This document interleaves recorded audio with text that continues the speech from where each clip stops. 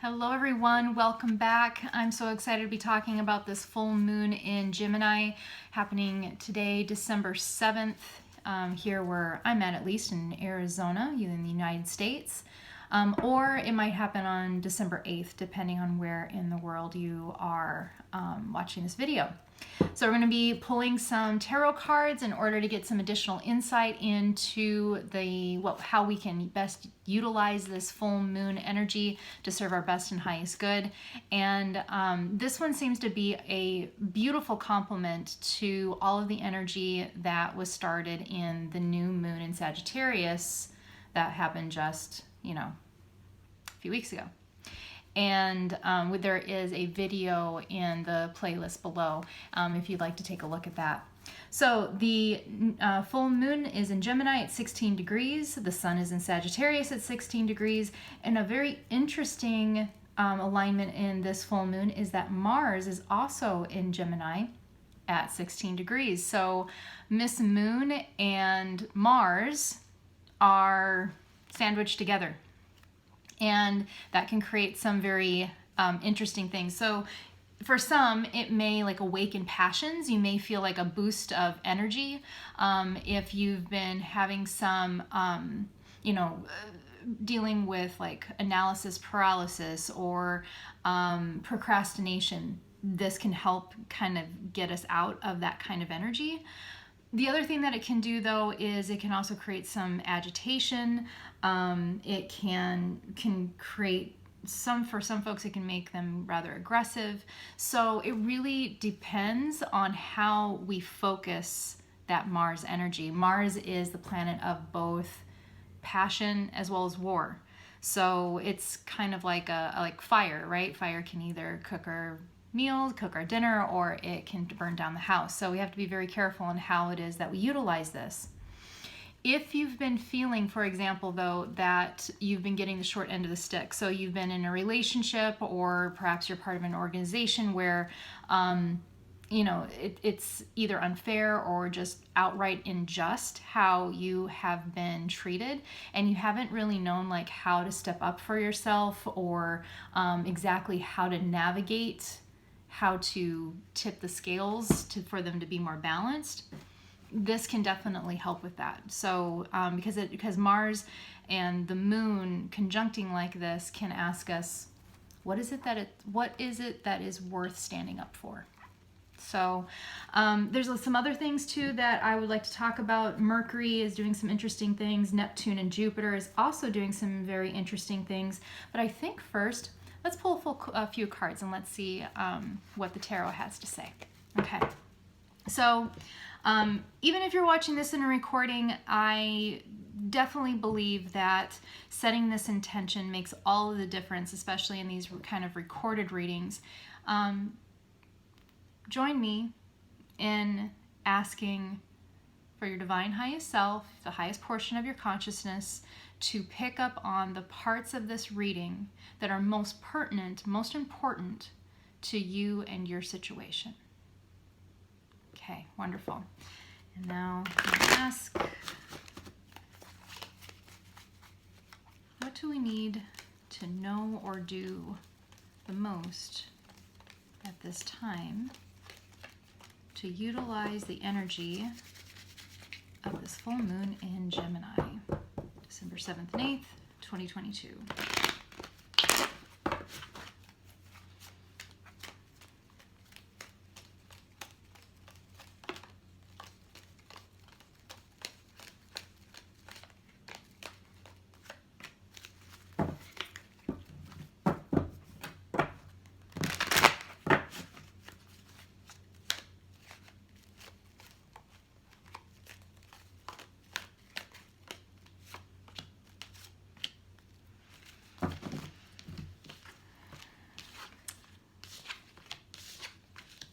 Okay, so something to keep in mind is Gemini is the twins, right? So we're dealing a lot with duality here, and the cards definitely also reflect that. So let me just give you kind of an overview of all of the cards that came up. We have the Prince of Cups reversed, so you can take a look at that, reversed. Then we also have the Six of Pentacles, Very nice. I like. And then we have the Emperor. And then we have the Nine of Swords. That's interesting. We're going to pull another card here and see what is the remedy to the Nine of Swords.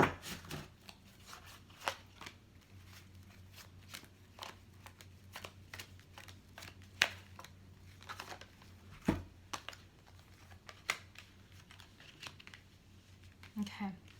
All right. So Gemini is it's a zodiac sign that's very, very much about communication. It's very much about communication. And then we also have Mercury at 1 degree in Capricorn. That was one of the planets that I was really excited to talk about. Because one, when a planet is aligned at 1 degree, not only is it kind of an indication that there is some new energy starting up with that particular planet, and this particular planet, Mercury, is the planet of communication. So it definitely deals with the same kind of themes as Gemini. It's also about travel, and it's about clear perception and clear understanding. And with it being in Capricorn, Capricorn is very goal-oriented. So we might be getting a lot of information and or communicating, networking with other individuals to help us reach our goal. The kicker is, though, is that we have the Prince of Cups reversed is saying, and the Nine of Swords is saying that what's coming to me is that some of us may have been through so many difficult times lately, or have experienced so many different disappointments. Either it could have been something, disappointments as in very recently, or it could be disappointments as in the particular situation that you're facing. Typically speaking, in the past, you might have had a disappointing outcome. We're shortchanging ourselves. And this belief of kind of being cautiously optimistic might actually be robbing us of some of the creative resource that's just waiting there. The Prince of Cups, I consider him to be like the artist of the deck. He is inspired and excited, and there's creativity and romance and beauty and just, I mean, all the good things, right? All the good things. And when he's reversed, we don't really, perhaps really know that he's there.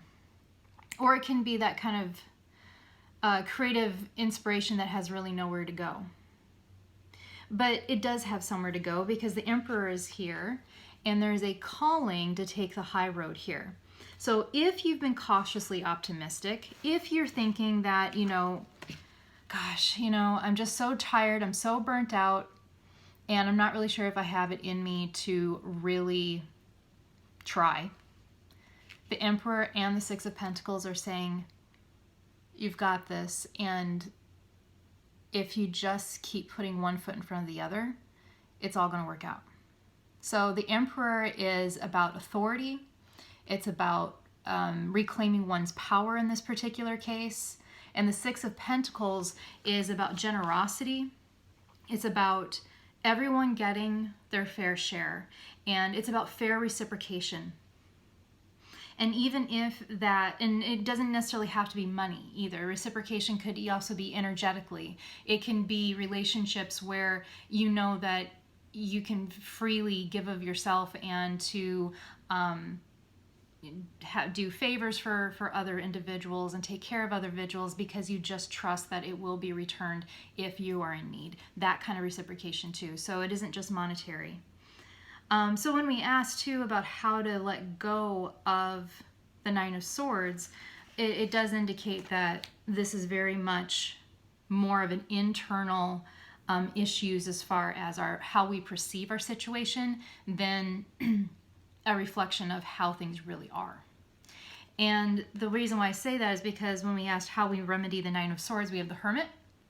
And the Hermit is, he goes into his cave not to alienate himself, because he's in the right side up. He's not alienating himself. He's not separating himself, but he is going into his cave to become introspective, to gestate, to meditate, to cultivate the energy that is needed so that when he comes out of the cave and it's time to express, one, he's very clear about what he wants to express, and two, he has the energy to be able to do what is needed in order to express the idea, the project, or whatever it is that is needing to be created. And that brings us to the two other planets that I thought were very interesting in this alignment, is that this moon in Gemini is squaring Neptune in Pisces at 22 degrees and Jupiter at 29 degrees. Now, when something squares, it is an area of challenge or friction. So, and Neptune is the planet of illusions as well as dreams. So, in 22, which is the degree that Neptune is squaring Miss Moon at, is the master builder number. So, we might be caught in analysis paralysis because we might be milling through different perceptions, Nine of Swords, that might be more of a reflection of our past experiences versus how things are now. So these perceptions, I just want to be very clear, it's not that you made them up. You didn't make anything up. You're not necessarily imagining things. It's very possible and probably true that whatever it is that we're concerned might happen in the future, or that it might happen again, is probably very valid. That might actually be what we expected. So if relationships haven't been trustworthy, you probably have some very good valid reasons why maybe we don't trust people. If you tend to be disappointed in your work situation, that might be something that is pretty common. But it doesn't necessarily, your past does not necessarily define your future. And that's really the gift of this full moon, is that this really is giving us the ability to break the chains of past patterns so that we can move ahead more freely. And that brings me to the Devil card. The Devil card is the card that comes up when we have illusions that we are stuck. The devil holds onto these chains that are on these shackles, and the people who are in these shackles, the shackles are on so lightly that they can just slip them off whenever they want. But the devil has them believing that he's the one in control. The devil has them believing that they're stuck. My friends, you're not stuck. You have a lot more influence over your situation than what you may think. And what's causing this misperception with the squaring of Neptune, the illusion of disempowerment, is that we just have to overcome our own primal nature, our own fears. Strength card is the higher self leading the way. She is domesticating, training the ego, which is the lion, to walk with her versus pulling her, right? So the divine highest self is the one that's in charge, not the ego. And that really is the invitation here. So then that also brings us to Jupiter at 29 degrees. And that's also in Pisces. And it is also squaring Miss Moon in Gemini at 16 degrees. And so Jupiter, it expands anything it touches. So we can use this. If we can just get over the fears and get out of what has happened in the past or what might happen in the future that we're afraid of, we actually can use this energy to act like a laser beam to directly guide us to where it is that we want to go. So Jupiter and Neptune could be used, if we can get over the fear, can be used for us to get a bird's eye view and be able to be very strategic and plan for the future in a very systematic way and be able to see the big picture and use Neptune's energy to dream of the possibility versus the limitations. And my friends, if we can do that work, and that's no small feat, right? Like, we're talking some I mean, training the ego and getting over the fears and using our mind to manifest what we want and to focus on what we want versus what we don't want, that's mastery. That's self-mastery. And it will lead to success. Ace of Pentacles. And the Ace of Pentacles, there's a lot of cards in the deck that talk about success. You know, we have the Ace of Swords and we have the Sun card and such. But because it's the Ace of Pentacles, what I'm seeing here is that when we overcome our fears and we take this radical invitation that the universe is giving us for this opportunity for self-mastery, because this squaring with it being number 22 and it being a master builder number, this is an opportunity, a doorway to master oneself. And if we take that invitation, and I would, with the Hermit card, I would definitely be asking my guides for some help with this, then it will affect our physical reality. It literally could, this spiritual work could literally translate into more change. It could translate into perhaps a more suitable living situation. It could translate into better health. It will affect something physical in our life. It isn't just going to translate into spiritual evolution or personal growth, which, you know, all of those things are absolutely still worth it.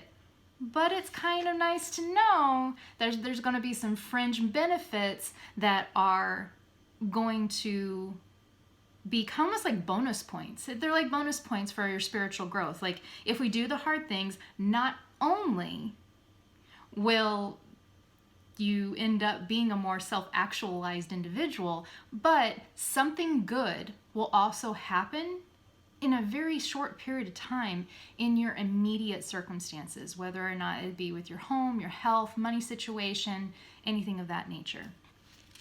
So it's all really, really good. It's not easy, but it's totally worth it. One other thing I wanted to mention is that Pluto is in Capricorn at 26 degrees, which is setting the stage for transformation of physical circumstances. So this, yet again, is just supporting everything else that we just talked about, that things are shifting, things are changing, and this is a doorway that's opening up that, and quite frankly, this doorway started opening back during the lunar eclipse that was like 6 weeks ago. And now we're really starting to see where the universe wants us to go. We're really starting to see what decisions the universe is asking us to make in order to walk through that door. And that doorway will be open for the next 6 months.